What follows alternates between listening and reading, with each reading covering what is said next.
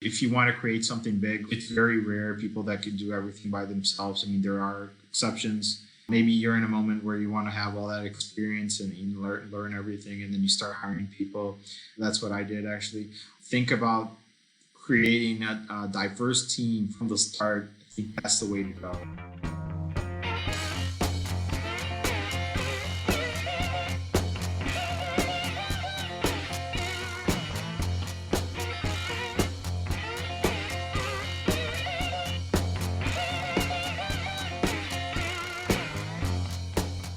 We're so excited to have you all join us today. It's our honor to present Gabriel Storti. And Gabriel was the CEO and founder of Voyage, a last-minute ultra-fast supermarket delivery service. In addition to running his own venture, Gabriel is an investor and a great problem solver with extensive experience in negotiations, business development of hyperscale data center infrastructure, sales, and engineering. Gabriel's going to give us a bit of a presentation on his background and his experience, and then we will open the floor for question and discussion. Nancy, Spencer, thank you guys. It's been an honor, to participate today.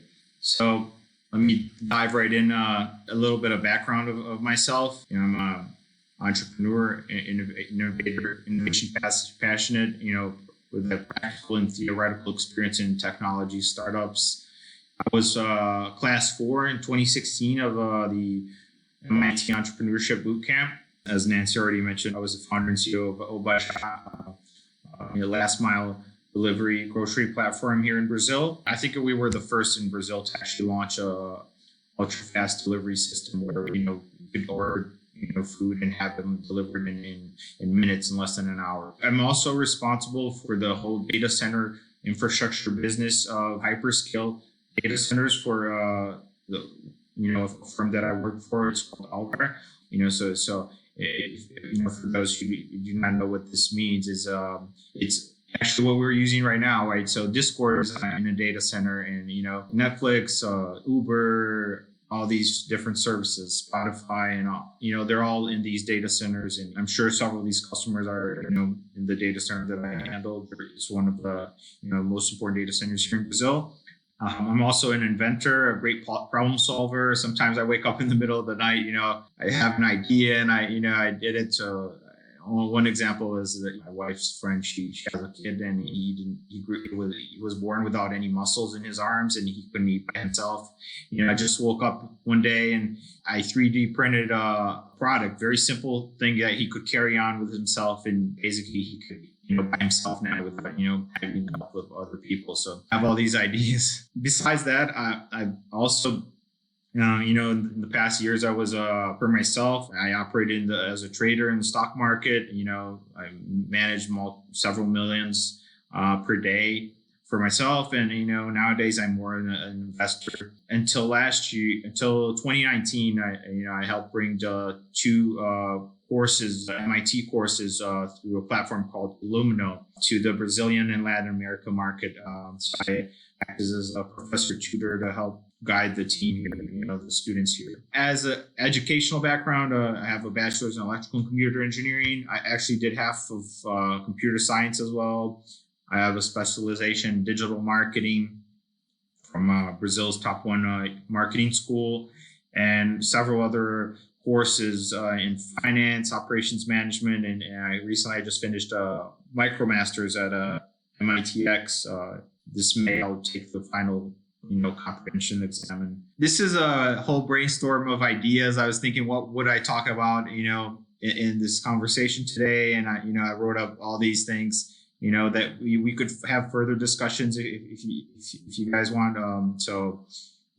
Money principles, customer enchantment, positive intelligence, life purpose, MVP, and finance, negotiation. So all these things, I was thinking about what should we talk about, right?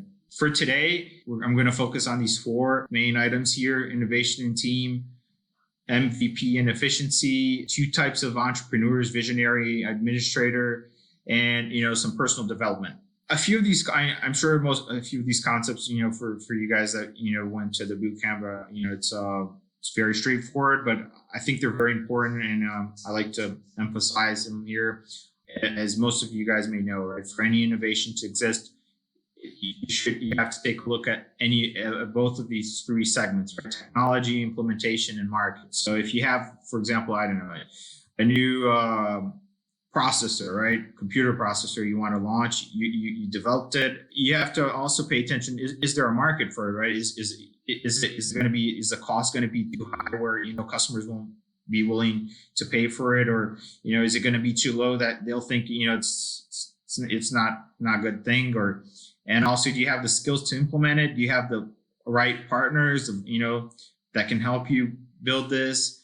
And basically, so I gave you an example as a technology innovation, right? But the innovation can come from any of these different areas, right? From market implementation, maybe you create a new process, right? So that's an implementation innovation. And then this is, I'm sure everyone seen this, right? Who went to the boot camp, right? The team diversity, right? That's something that's really important to have, when you launch a company and you have a team of, it's called the 4H, right? The hacker, hustler, hatcher, and hipster, right? And I left them actually in the same structure here because, the hacker is more a technology guy. Hustler is, all sales, all, market towards, and hatcher is basically, he's going to be the connection between the hacker and the hustler, right? He's going to understand what the hacker can deliver with what the hustler wants and, make that happen, right? And the hipster is that guy that, if everyone's trying to solve a problem and they're struggled with it and they're not being able to evolve, the hipster is that guy that has that light at the end of the tunnel, and he's able to provide some insight and, help the team move forward, right? So that's very important. I want to talk about this user innovation, right? I'm also sure a lot of you guys heard of this, right? And actually, I like to emphasize it here because it helped me actually prior to launching my startup. I'm not taking credit for this. This was part of the MIT course, on edX, user innovation. But I think that the methodology here is really important. Maybe we have some entrepreneurs on the call right now. They're thinking they're at that pivot point, right? What should I do? Maybe, you have a daytime job and you want to launch your company and, you're kind of in doubt. What should you work on, right? So this really helped me, and I like to share this process. It was great. First thing, right? Write down your skills. Open a Word document or, whatever docs, and answer these questions, right? There are 8 questions. I did this. Mine took, 4 or 5 pages long. I like to be as much detailed as possible and take a few days to, do this. Number 1, right? What do I like to do, right?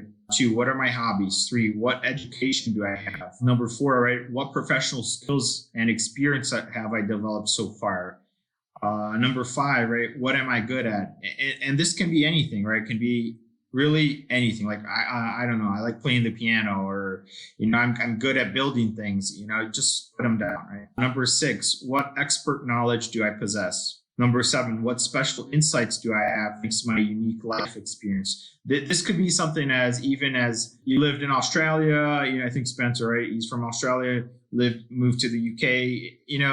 That's something unique, right? And you have an idea of what the market is in both locations. And maybe, some people think that that's not important, but that's key, right? That's so important, right? So list all these things down, right? And number 8, what relevant skills that you don't have, right? But you can acquire at low cost by not investing a lot of resources, right? Money and time, right? Maybe there are a few things that you can learn really fast, and it will really bring a huge impact to your life, right? So after you finish this process, second is list your 10 major problems that you have and you don't like doing, maybe, and you think that you would like to solve them, right? So I gave some examples, right? Some of them I took for myself, right? Going to the grocery store, the supermarket, maybe spending 2-3 hours in traffic every day, unable to attend most of family reunions, right? Maybe you live in a different location from your family relatives, right?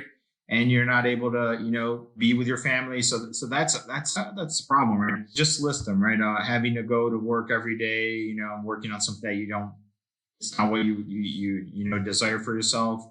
So after you finish this, rank them, order them, put them by priority. Number one, number two, by priority.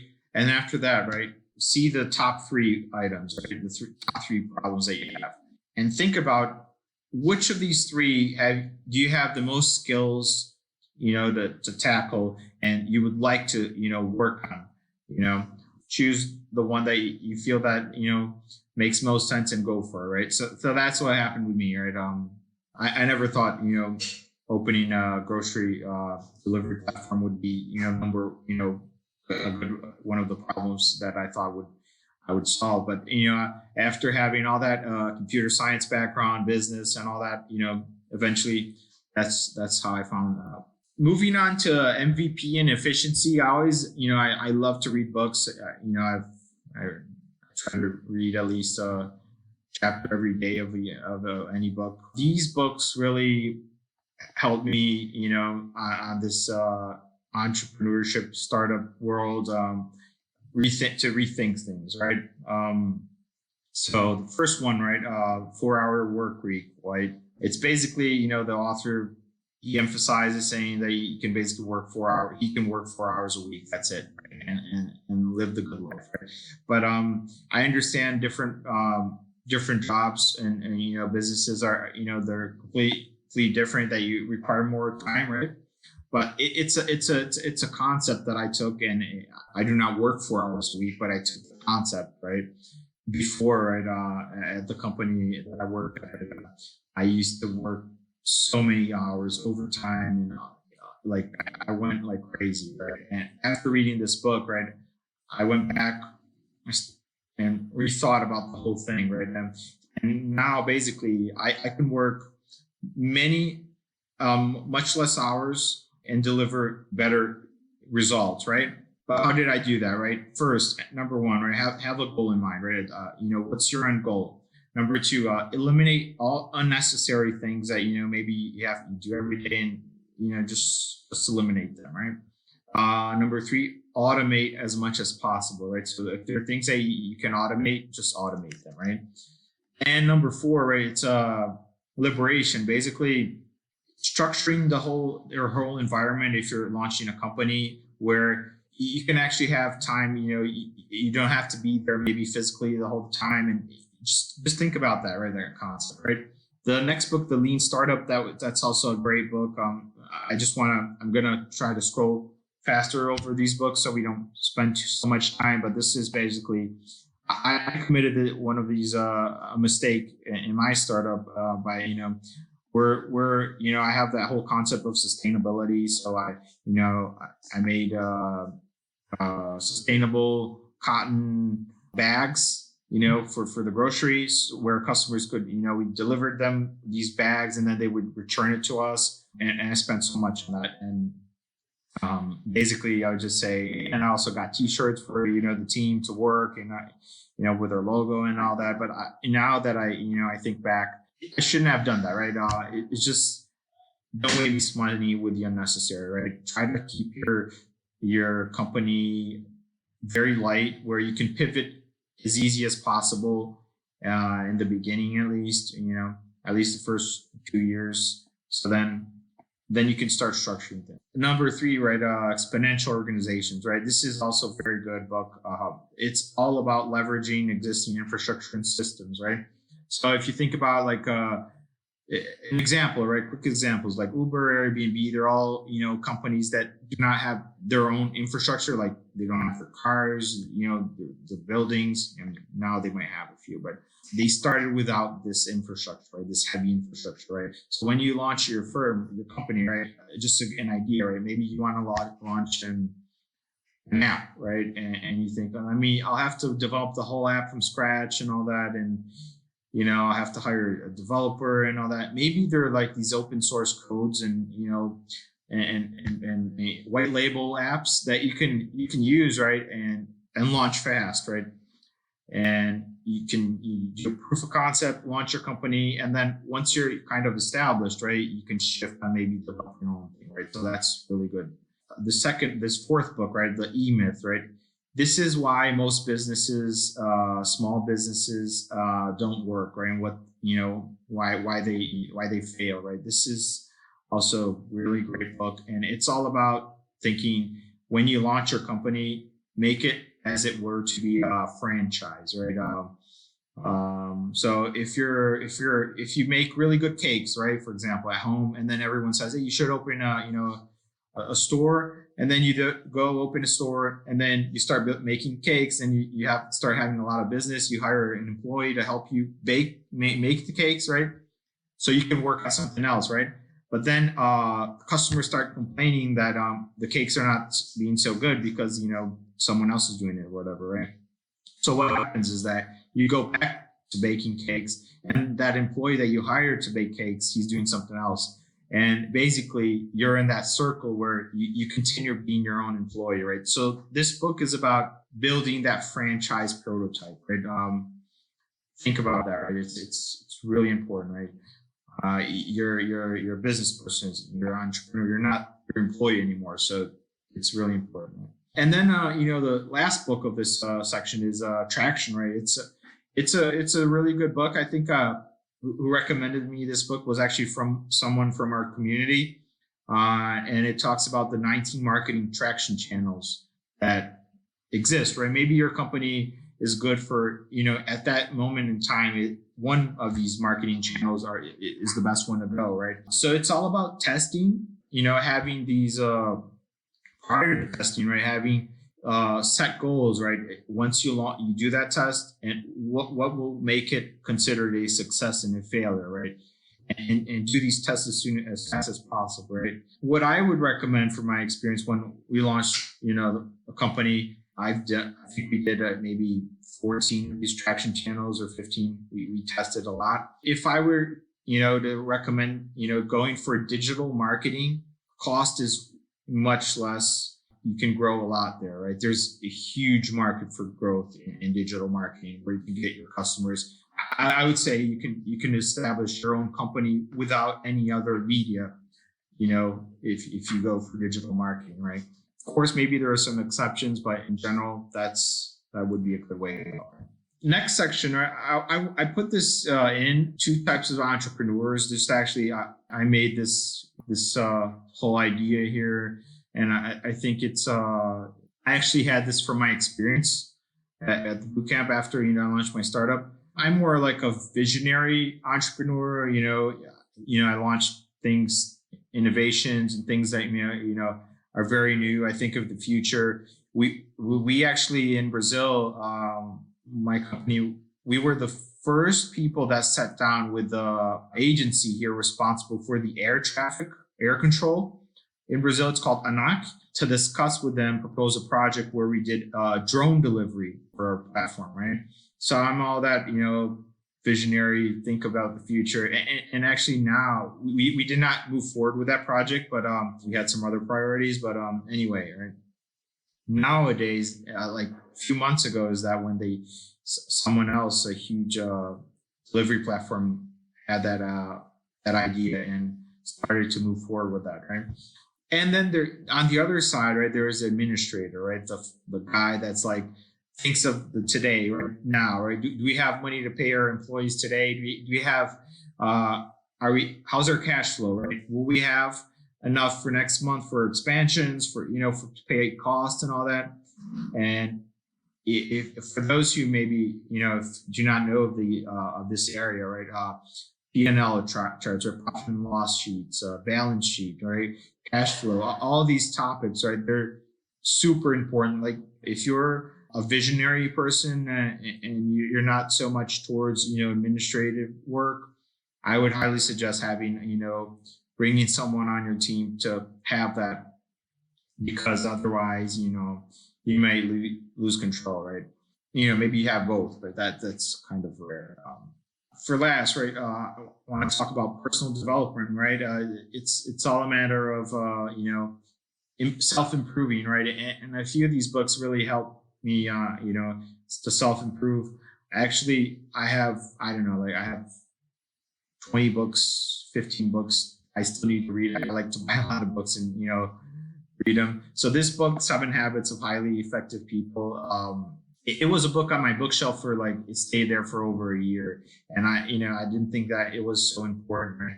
But after I read this book, I would say it's one of the most important books I would recommend people reading. There are 7 habits here that are important for you to have, right? So being proactive, having your end goal in mind, right? Maybe, for example, you think, when you're a child, right? I want to be an engineer, right? But then you don't think ahead, right? What you're going to do with that piece of paper, right? And then after you graduate and you finish everything, you actually think and reflect and saying, this is not what you wanted. So you move to something else, right? It's really important to have the end goal in mind, right? And then, first, the most important, right? Is maybe you have a lot of things to do the most important first, think win-win, first understand, then to be understood, right? Maybe, of course, there are different types of people. Each one has a different perspective on things, and it's really important to understand people's opinions. Create synergy, and 7, sharpen the saw, which is basically, always try to improve your skills, right? This other book, right, Positive Intelligence, was also a really good book. I read it, a few months ago.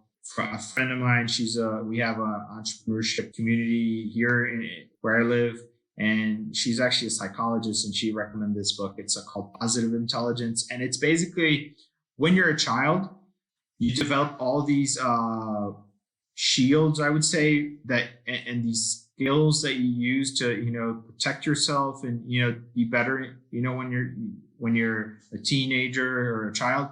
And eventually, right, these skills grow onto you, right? And when you're an adult, instead of actually helping you, right, as they did when you were young, they're negative. They're not good for you. So they're 10 saboteurs that everyone has them. Maybe you don't have all of them. You have a few others. Actually, there's actually a website you can search Positive Intelligence questionnaire, survey or something, and you can do a quick test and see which ones you have, right? And then there's your sage powers, which is basically a different approach in actually handling day-to-day situations, right? It's a really good book, right? I highly recommend this one. And then the third one, the last one, is emotional intelligence. I put these 3 main items here. Leave your ego out of the room. Don't play smart, and try to have wisdom, right? Different situations, right? And then for those who want to, additional personal development, right? There are several other areas that I think are very important, right? Like public speaking, negotiation, right? This is also something good, and management styles, right? I think there are like 10 types of management styles. And it's always good to understand which one are you, and and in your other peers, maybe if you work somewhere else. And then always having mentors, right? That's also something that I try to always have, and it's always good, for personal development, right? Now going on to this, it's a time management matrix. This is part of that book, The 7 Habits, but it's basically, for those who haven't seen this before, right? There are things that are urgent, non-urgent, right? Important, non-important, right? So what's urgent, non-important, right? For example, we're here having this discussion right now, and your phone rings, right? So maybe you stop paying attention to the presentation here to pick up your phone, right? And maybe it's nothing. It's just, maybe some call center or whatever calling, right? So it's not important and it's urgent, right? So these are a lot of things that most people do during the day, and it's just, it just distracts you, right? It's a distraction, right? Urgent and important, right? These are crisis, urgent problems, projects with a deadline. These you really have to tackle, right? You have to do them, right? These are things that require your attention, and you have to stop everything and resolve. Not urgent and non-important, right? And these are like a lot of small chores, you just wasting your time, or just on your phone doing nothing, or any other thing, right? These are non-urgent, non-important. And this one, right? Quadrant 2 here, right? They're not urgent, but they are important. And these are the things that most people do the least, right? And these are actually the ones that have the most effect on your life, right? These are the actual ones that you should work on every single day, right? Which examples are like prevention, right? Act like going to the gym, running, doing any sports, to take care of your health. Relationship development, right? Maybe, you don't spend so much time talking with your relatives, or your wife, or your husband, or whatever, your kids. These are so important, right? Maybe your colleagues as well, right? Maybe you just go to work and, you think work is the only thing that exists, but there's a whole relationship that should be developed there, right?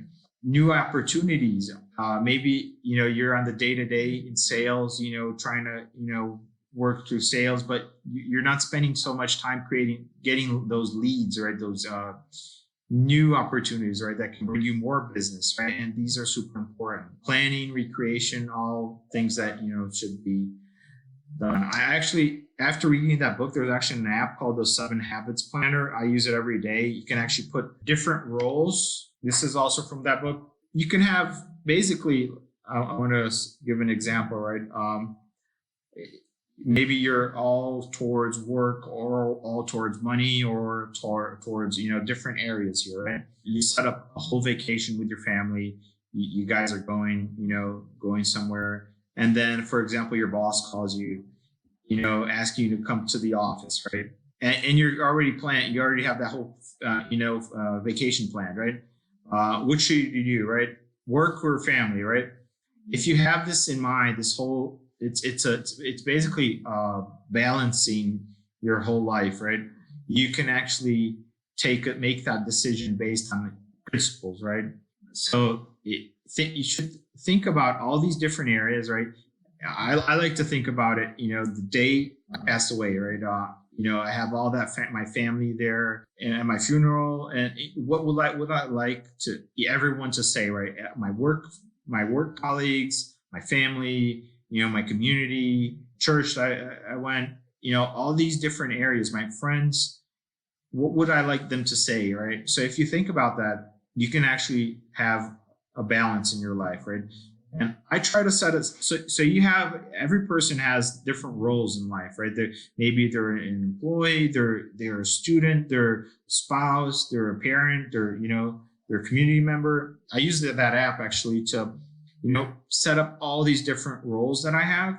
And I try to add at least one activity or two to each of these different areas on a weekly basis. And I try to do them, right? So maybe, I don't know, like my sister, she just had a daughter, right? A baby, right? I try to call her at least every week and see how she's doing.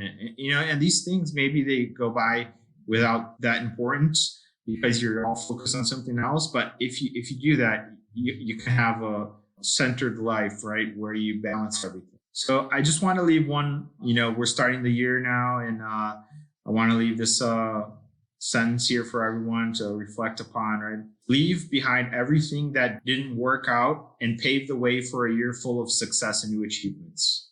Wow, thank you so much. You gave us so much to think about. And if you haven't seen it already, Spencer actually made a very comprehensive list, I think. Gabriel, you can double check him, your recommended reading. I really appreciate you sharing, what's shaped you as a person. Hi there. If you're enjoying this podcast, would you mind leaving us a review, a like, and subscribe on your favorite podcast platform? Thanks so much. That really helps our reach. The Founders Voyage podcast is now proudly sponsored by VidOps. Kane at VidOps has been taking care of our editing since early 2024. He works efficiently, and I'm sure you'll agree that he does a great job. Thank you to VidOps for helping bring this podcast to life. If you want the same great support we're getting for your podcast, or you need help with video, photography, or animation, you can get 10% off at vidops.io using our referral code Voyage. That's vidops.io, referral code Voyage. Now back to the show. Rachel's question, if that's okay. Rachel, do you want to ask it aloud? I have several questions. The first one was, I just wanted to make sure I understood correctly. When you were showing the diagram with the various hipsters, hackers, hatchers, so you put the hipster as kind of around everything else, right? Yeah, that's correct. Was that because it felt like the hipster was involved in all of those areas, or kind of working with all of those people, like all of the other traits? Or Well, the thing is, right, sometimes, we have the hacker, hustler, and hatcher. They're working on a problem, right? They're all involved and they're not able to solve that problem, right? So I put the hipster as out of that, those circles, because I like to think of the hipster as that person that thinks out of the box, right? Thinks of, other things that all these three guys are not thinking of, right? So that's why I put it there. Okay, thanks. Because at the beginning I couldn't even find it. I was going to say, oh, you forgot the hipster, and then I saw the hipster was outside of the bubbles, and I had this particular curiosity because when I did the profiling, I was a hipster. So I had this other question. It was very interesting for you to see you map out the two types of entrepreneur.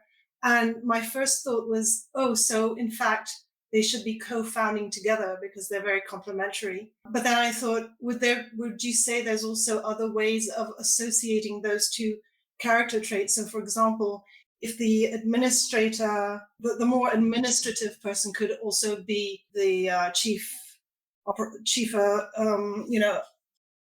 operations, or it could be the CFO and not necessarily co-founder. And did you have any thoughts about, was it implied in what you were saying that they should be co-founding together or should be partnering, or like what further thoughts would you share about that? Well, Rachel, actually, they do not have to be co-founding together. I mean, it's an idea. It's basically the administrator. He could be he should be your CFO, maybe, and he could be either your partner. He could have equity in the firm, or he could actually be an employee, right? It's really important. He could actually be, I'm sure everyone knows, right? When you have a firm, you have to have an accountant, right? He could even be your accountant, right, for this role. But you have to have, at least if he's going to be your accountant and not an actual employee and all that, you have to have, I would highly recommend having a process set in place where you guys met every week or every, time frame set to actually review these things, and he providing real insight into how you should lead your, these areas, right? Thank you very much for going through that, Gabriel. One of the things I wanted to ask a little bit about was in regards to the story you told about like baking cakes. Basically, if you have a particular skill set that's quite core to your business about like teaching employees and or whether or not doing it yourself. And that's actually a problem that I'm facing at the moment where on what I'm working on, a lot of very core skills only possessed by myself, even though I have a team of 5. So I thought if you don't mind going through a little bit about how to decide which skills to pass out and which to like do yourself and things like that. I think the whole idea should be that the whole company should run without you being there. That should be the end goal, right? And actually, it goes back to that other book, right? The 4 Hours Work Week, that last recommendation, right? The liberation, right? Not having your strings attached too much where you can't do anything, right? That should be the goal, right? So I would just think about two things, right? Time invested in on anything, right? So for example, you spend time doing some kind of reports, right? Presentations or some kind of reports, right? You spend a lot of time doing reports every right? And if you hired someone to do that, right, I know you'd have that additional cost, right? But it would free up so much your schedule, right, to do those things, right? So I would just do it because you could work on something else, right? So I would always try to have that balance, right? What are the things that are not so hard to do and you could hire someone to do them, get that done? That's a great answer. I think we're all trying to find that perfect balance, but I think that your advice is pretty sound. Tony actually has a question, so I'm going to pass the ball to him so he can ask it. Thank you, Nancy. Nice presentation, Gabriel. Nice to see you again. What kind of advice do you can give to anyone who is trying to find like a mentor, you know? For me, it's really easy to mentor other people because they reach out to me really like gladly that I cannot ask anything in return because I'm like kind of like a straightforward, easygoing guy. But sometimes I can like feel frozen or kind of like have cold feet to interact with other entrepreneurs in order to like ask them to become my mentor and to do like, you know, one-on-one studies meetings and trying to actually kind of have like this type of relationship, right? So what kind of advice can you give to anyone who's trying to find a mentor? Thank you. I actually had that same thing that you just mentioned. I had the same problem. So I'm always reading books because I feel that the author first he structured his thoughts on on that. You bring a lot of experience. So there are a lot of biographies on authors, and entrepreneurs of success. I like to read them a lot because I feel like they're being my mentor, even if they're they've already passed away, right? Their knowledge is there, right? For actual mentors, right? What I have been doing, right? I'm sure there are several communities of entrepreneurship, either in where you're located, or the town, or the state, or in our community here, right? That I feel that are very good, and I've been doing that. Joining a few communities where I live here, different entrepreneurs. It's completely different. Everyone has a different segment. They're working on something else. And for people more advanced, more people more junior. That really helped me on finding mentors, right? You join these groups, right?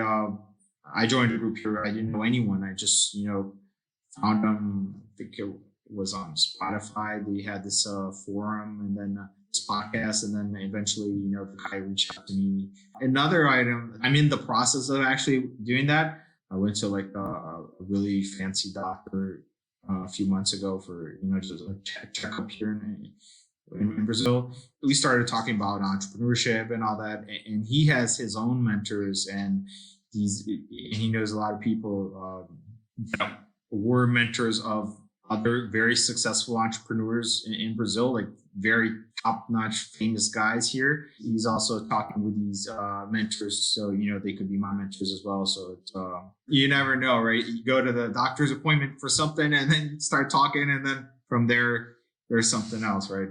That's what I've been doing. Thank you so much for your presentation, Gabriel. It was really nice to hear from you. Now, Gabriel, I've actually got a question from Richard. As an engineer creating the product, were you able to be effective running the business side during the early stages of your startup? Would you recommend finding a business partner rather than doing it all by yourself at the very beginning? It's a matter of if you want to create something big, it's very rare people that can do everything by themselves. I mean, there are exceptions. Maybe you're in a moment where you want to have all that experience and learn everything, and then you start hiring people. That's what I did, actually. Think about creating a diverse team from the start. I think that's the way to go, right? I think that's the best way, right? Actually had a conversation yesterday, actually, with some founders of a startup here in Brazil. They develop mobile apps. The three founders are tech guys. They know how to develop apps. They're really good, but they have zero business skills, right? Of products, negotiation, sales, and we're talking about maybe joining forces together and doing things, right? So I would highly recommend having different people, to do these things, because they're very different, right? It's very rare to have someone that does both. Thanks so much for that answer. I absolutely love that quote. I was wondering if you wouldn't mind, since Tony sort of brought it up, was there any particular influence on you personally? Any particular mentor that really influenced your personal and professional development? I would say these books were actually really helped me improve. I have also, some other maybe entrepreneurs that I follow on YouTube, and there are also some we have in the bootcamp community. I try to keep contact with a few folks, and we talked eventually. I think that I wouldn't say one specific person was, that key person that helped me, but was a whole group of different people in areas. For example, on the marketing side, right? I met recently a guy. He's two entrepreneurs. They own two companies here in Brazil on digital marketing and these car sharing apps, right? Where people who own cars, they want to rent their car for other people who do not have cars and want, they could rent that. So that's two different customers there, right? And then in my company, it was the same thing, right? Remember I mentioned that book, Exponential Organizations. Instead of us, worrying about buying inventory, renting a space to have all those products available for delivery, what we did was partnering with the grocery stores, having access to their inventory. And then from there, we could, provide that to our customers. So we had two sides. So we had the grocery stores and we had the end customers, the consumers, right? And what happened is I started with the mentality of, approaching the grocery stores as, they were my customer and they wanted to partner with us and all that. I wasted so much time on that. It took me forever and we were not evolving. We were not finding partners. Grocery stores did not want to partner up until eventually I rethought the whole process and thought, wait a minute, my end users, my customers are the consumers, right? The end users. I'm actually the customer of the grocery stores. So I'm actually buying from the grocery store. So I'm their customer.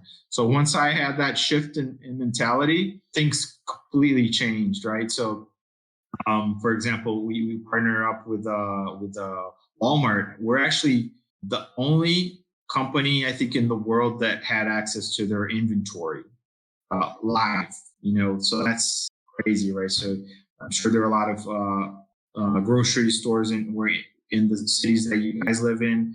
Sometimes you place an order for those who have placed an order. Sometimes they call you saying, that product ran out, whatever. Once we shift that mentality, that problem stopped existing because we had access directly live to their inventory. So we had over, I think, 40,000 SKUs in our system, and they were updated like daily, every hour or something. They were up to date. That was completely different. You also have to think about all the decision-making unit, right? It's all part of the 24 steps of MIT, right? There's a decision-making unit, right? People. Sometimes people that you're talking to are not the decision makers, right? So what happened is LinkedIn helped me a lot. I went on, I found who was the CEO of Walmart Brazil and, Sam's Club, whatever. And I went up to him, I called him. Next week, I was at his desk talking about, partnering. And that's how we did it. I wasted, 4 or 5 months, maybe more actually, trying to partner with them and I had actually employees at the grocery store doing manual updating of stock inventory. And that was ridiculous. But after, I sat down with the key person, the decision makers, we got that really fast, right? Signed an NDA and that was it. So, yeah. Thanks so much, Gabriel. So I feel like you've given us so much to digest and think about today. But I was wondering if there are any kind of final words you want to leave us with. You're a person that's done a lot of seemingly natural pivots in your own career. Is there, anything that you really cling to other than that amazing quote that has really guided you personally or professionally? No, I want to go back to this quote actually, because a lot of people, I saw this quote, I think I was at the beach or somewhere here in Brazil, and I kept thinking about that. And I had it written down for like over a year. I actually digested that. And it's really important because, for example, a lot of people who have their businesses, that, they have their startups, and maybe, I'm sure everyone puts their blood in it, right? They do everything needed to have it be a success, right? And that's what you should do, right? But sometimes, right, after you give it a try for a few years, and eventually, I think you have to understand when it's the moment to pivot, maybe stop, reflect, and then, maybe something new can come up, right? Will come up for you, right? So that's why I put this here, right? because maybe you have something going on for a few years now, and life is short, right? So you should try to make the most out of it, right? So that's why I put it here. Thank you so much. Thanks for kind of taking us through the personal application of that. That makes those words so much more powerful. I really appreciate all of your time and all of your great advice, and you taking the time to share so much of your journey with us today, Gabriel. Thank you so much. I just wanted to thank everyone else too for joining and for your amazing questions and contributions to this discussion and to this, ever-growing community in general. So we really look forward to connecting with you in the future. And Spencer and I feel super fortunate to just have this opportunity. If you do have any ideas on how we can make this better, we're very open to hearing them. And we hope that you have a great morning, day, or evening ahead. Thank you, everyone. Thanks.